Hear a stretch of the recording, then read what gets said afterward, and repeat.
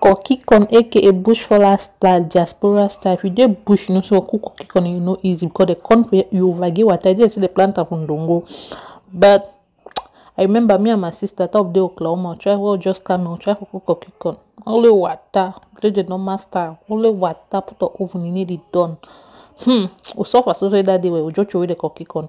But na story for another day. Subscribe now. Yes, now subscribe.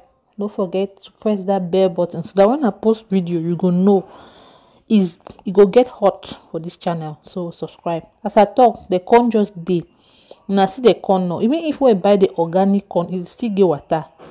Even though they say organic. So I dey add corn mix inside. We dey use am make corn bread. So I dey add that inside. And yeah, I dey add starch inside. And then instead of cocoa leaf, I no get cocoa leaf, I dey add spinach.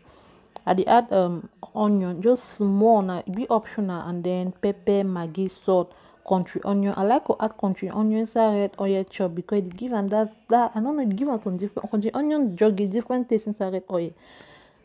So now the spinach that instead of plantain leaf, I dey use foil paper.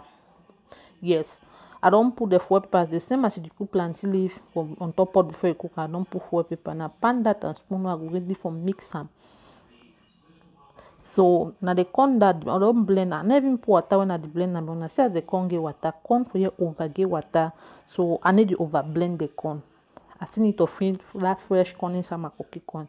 Yet I dey use that corn muffin. I don't add now. I dey add that inside. And that the add starch. Una will see why the add starch for the end of the video. It will give them another fresh cookie corn. I add maggi, salt, spinach instead of cocoa leaf. Now I don't add that oil. I don't warm the oil. I do add them. So the taste now for see what all thing they can get. Yes, subscribe now. Subscribe. This channel need to grow. The channel will get plenty nice in them. Now subscribe. So the same as you tie with plantain leaf, now so you go tie with foil paper. You just put them for middle. Then you go wrap them. You go wrap and they say where the wrap and where you did for plantain leaf. Yes. Now so you go come out. You make and maybe like small long bread. Yes.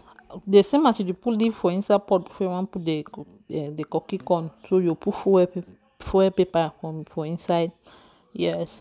And then you leave me boil. Cookie corn no dey overstay for done. Highest na 30 minutes. Yeah, it don't done.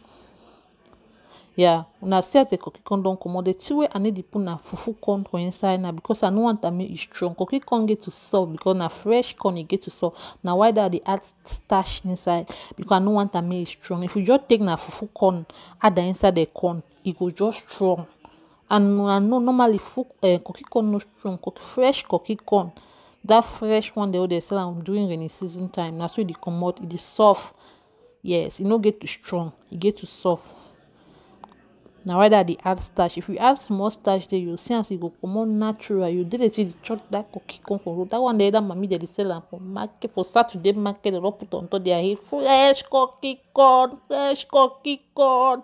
Chai and Miss Cameroon. Oh, don't forget to subscribe, like, share this video. Now leave comment on. Tell me too on the user for making our own cookie corn.